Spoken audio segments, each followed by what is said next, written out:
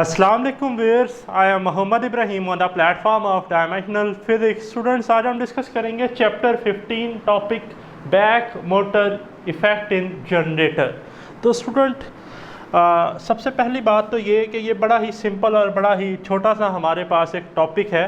ठीक है जी, ये डायग्राम्स जो है आपको समझाने के लिए मैंने ड्रा की हैं। ठीक है जी, otherwise exam point of view से इतना ज़रूरी नहीं है कि आप ये डिटेल में ड्रा करें, बट जो कंसेप्ट हैं वो आपके इससे रिलेटेड क्लियर होने चाहिए।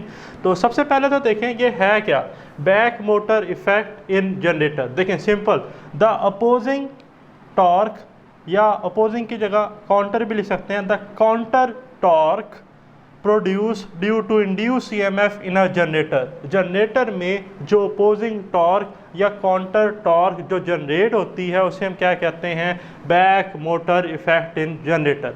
देखिए हमने ये पढ़ा था ना कि जो जनरेटर है ये डिवाइस है जो मैकेनिकल एनर्जी को इलेक्ट्रिकल एनर्जी में कन्वर्ट करती है। ठीक, और वो मैकेनिकल एनर्जी हम वाटरफॉल से टरबाइन पर, ठीक है, जिसका शाफ्ट जो है वो कॉइल के साथ अटैच होता है तो वो उसे रोटेट करता है। मीन के मैकेनिकली हम कॉइल को रोटेट करते हैं। तो जब मैकेनिकली कॉइल को रोटेट करते हैं तो कॉइल में रोटेशन आती है। ठीक है जी, और हमने एक टॉपिक पढ़ा था torque acting on a current carrying coil. जब कॉइल जो है वो रोटेट करती है तो उस पर तो टॉर्क लगता है। तो स्टूडेंट, अपोजिंग और counter torque produce due to induce EMF. अब देखें ये कॉइल थी, ठीक है, maximum number of lines pass हो रही हैं, अब कम हो रही हैं, मैग्नेटिक फ्लक्स में चेंज आया, इंड्यूस ईएमएफ प्रोड्यूस हुई, और इंड्यूस ईएमएफ की वजह से हमारे पास टॉर्क लगती है उस करंट कैरिंग कॉइल पर या जनरेटर पर, और वो जो टॉर्क है उसे हम क्या कहते हैं, काउंटर टॉर्क या अपोजिंग टॉर्क। अब कॉइल जो है वो mechanically anti clockwise for example ये रोटेट हो रही है, ठीक, एंटी क्लॉकवाइज, ओके, जबकि जो अपोजिंग टॉर्क है वो उससे चाहेगी कि क्या रोटेट करे क्लॉक वाइज। अब ऐसा कैसे होता है, क्यों होता है, कौन से राइट हैंड रूल्स हैं, ठीक है जी, जो इस पर अप्लाई होते हैं वो हम डिटेल में डिस्कस करते हैं।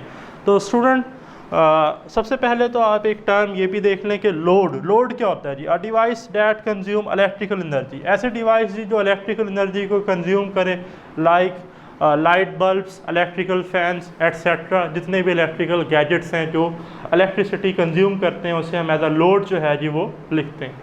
ठीक, अच्छा, तो अब आप आ जाएँ स्टूडेंट इस डायग्राम की तरफ। तो डायग्राम की तरफ आने से पहले स्टूडेंट, सबसे पहले तो आप देखें कि सिंपली ये मेरे पास जी एक करंट कैरिंग कॉइल है। अब ये जो है फ़िलहाल इसे अभी आप स्किप कर दें, ठीक है जी, कि ये डीसी है या एसी है। इस वक्त वैसे ये डीसी है क्योंकि इसमें स्प्लिट रिंग जो है वो यूज़ हुए हैं, बट हमारा जो मेन पर्पज़ है वो है जी बैक मोटर इफेक्ट को समझना। तो हम वो देखते हैं कि अपोजिंग टॉर्क कैसे जनरेट होगी।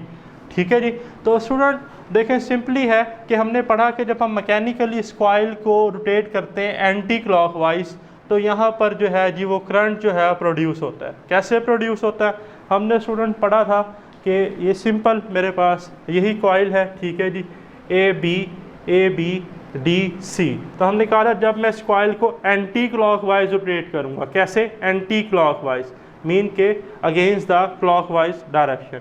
तो ये देखें, ये 90, ये 180। तो जैसे ही मैं इसको रोटेट करूँगा तो मीन के एक फोर्स इस तरफ लगेगी और एक फोर्स इधर लगेगी। मीन के इसकी वेलोसिटी इधर होनी चाहिए, इसकी डायरेक्शन, और इस जब ये रोटेट हो रही है तो इसकी डायरेक्शन आउटवर्ड हो, इसकी इनवर्ड हो। तो सिंपली स्टूडेंट आपने ये फार्मूला पढ़ा हुआ है, F = Q V cross B. अगर सपोज करेंगे एक साइड एक करंट कैरिंग कंडक्टर है, ये भी एक करंट कैरिंग कंडक्टर है, तो हमने पढ़ा force on a current carrying conductor in a uniform magnetic field. तो देखें सिंपली अपने फिंगर्स को कर्ल करना है, right hand rule V cross B, और ये लेफ्ट थंब जो है वो फोर्स यानी कि करंट की डायरेक्शन प्रोवाइड करेगा। अब यहाँ पर तो स्टूडेंट हमारे पास जो, ठीक है जी, फोर्स है वो कहाँ लग रही है, इससे अगर देखें तो इस तरफ। तो सिंपल, बड़ा ही आसान, देखें ये है किसकी डायरेक्शन जी, आपको इधर से ऐसे सही नज़र आ जाएगा, ये किसकी है, ठीक है जी, वेलोसिटी की, इधर है मैग्नेटिक फील्ड। अब V से B की तरफ फिंगर को कर्ल करना है, V से B, ये V से B की तरफ। तो थंब कहाँ पॉइंट आउट हो रहा है, डाउनवर्ड, तो इसलिए भाई ये करंट क्या है, डाउनवर्ड है। अब आ जाए इस साइड पर, साइड पे फोर्स कहाँ लग रही है, आउटवर्ड, आउटवर्ड, तो फिंगर्स को कहाँ कर्ल करना है, फिंगर्स को तो भाई कर्ल करना है हमने वी से बी की तरफ, वी से बी की तरफ, तो देखेंगे वी से बी की तरफ, थंब कहाँ पॉइंट आउट हो रहा है, अपवर्ड, तो करंट की डायरेक्शन क्या है जी, अब अपवर्ड। तो सिंपली ये तो हमें पता चल गया कि जी इसमें क्लॉकवाइज जो है वो करंट प्रोड्यूस होगा।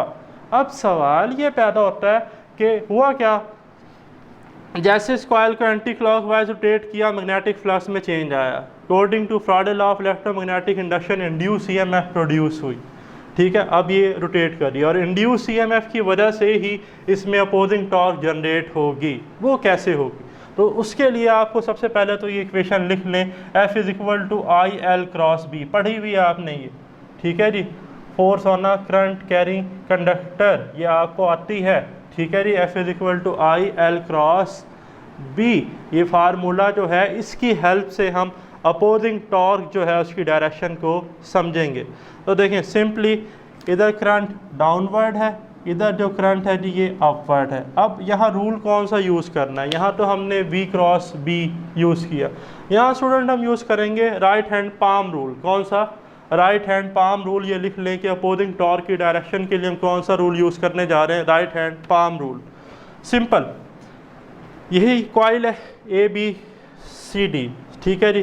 करंट जो है डाउनवर्ड है, मैग्नेटिक फील्ड जो है वो इस तरफ है, ठीक है जी। अब आपने पता है राइट हैंड पाम रूल था क्या, कि जो मिडल फिंगर है ये मैग्नेटिक फील्ड की डायरेक्शन प्रोवाइड करेगी, थंब जो है ये करंट की डायरेक्शन प्रोवाइड करेगा, और इस पाम के परपेंडिकुलर स्टूडेंट, इस पाम के परपेंडिकुलर जो है वो फोर्स लगेगी। तो अब ज़रा आप इधर आ जाएं, अपने फिंगर्स को एडजस्ट करते हैं इन डायरेक्शंस के अकॉर्डिंग। तो स्टूडेंट वेरी सिंपल, इधर देखें कि ये जो है जी मेरा राइट हैंड, अगर मैं इसको इस तरह से पॉइंट आउट करूँ, ये मैग्नेटिक फील्ड की डायरेक्शन, थंब जो है डाउनवर्ड करंट की डायरेक्शन, तो मेरी पाम के परपेंडिकुलर इस तरफ क्या लगेगी, फोर्स। तो पहले तो फोर्स इधर लग रही थी जब मैकेनिकली रोटेट कर रहे थे, बट जो अपोजिंग फोर्स है अपोजिंग टॉर्क की वजह से वो तो इसके अगेंस्ट लग रही है, तो ये इसको रोकने की कोशिश करेगी। अब आ जाएं इस साइड पर, सिंपल, थंब को पॉइंट आउट करें करंट की डायरेक्शन में, फिंगर्स मैग्नेटिक फील्ड में, तो अब फोर्स कहाँ लगेगी, टूवर्ड्स द बोर्ड, इस तरह। पहले लेकिन फोर्स इधर थी जब मैकेनिकली रोटेट कर रहे थे इधर, तो ये इसको क्या करेगी, अपोज करेगी, तो ये इसलिए एक कपल बन जाएगा, ठीक है जी, अपोजिंग टॉर्क बन जाएगी। तो इसलिए हमने लिखा opposing torque produce due to induce EMF in a generator, इसे हम कहते हैं back motor effect in generator. Clear हो गई जी बात। और ये आप टॉप व्यू से भी देख सकते हैं, ठीक है जी, डायग्राम में आपको टॉप व्यू भी नज़र आ रहा है कि ये जो करंट है आउट ऑफ द पेपर है, जैसे करंट अपवर्ड है, इधर cross current into the paper है, डाउनवर्ड है, तो यहाँ वो फोर्स लग रही है ये, ठीक है जी, F1, और इधर वो फोर्स लग रही है कौन सी, F2। तो ये जो है काउंटर टॉर्क है, मीन अपोजिंग टॉर्क है। कॉइल जो थी वो एंटी क्लॉकवाइज रोटेट कर रही थी, अपोजिंग टॉर्क जाएगी कि वो क्लॉकवाइज जो है वो रोटेट करे। नेक्स्ट है मेरे पास स्टूडेंट फॉर ओपन सर्किट, ठीक है जी, एक्सटर्नल सर्किट जो है उसके साथ कोई कनेक्शन नहीं है, ओपन है, तो कोई करंट जो है वो पास नहीं करेगा, no current drawn, less force required to rotate a coil, opposing torque ही नहीं होगी तो बड़ी ही कम फोर्स लगेगी कॉइल को रोटेट करने के लिए, ठीक।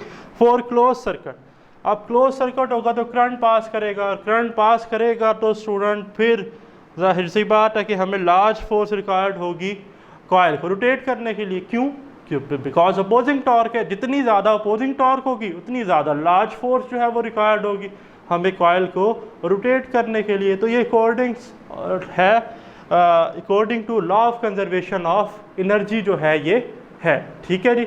तो ये हमारा आज का टॉपिक था। अगर आपका कोई क्वेश्चन है तो कमेंट्स में ज़रूर डिस्कस कीजिएगा। स्टे ब्लेस्ड, अल्लाह हाफिज़।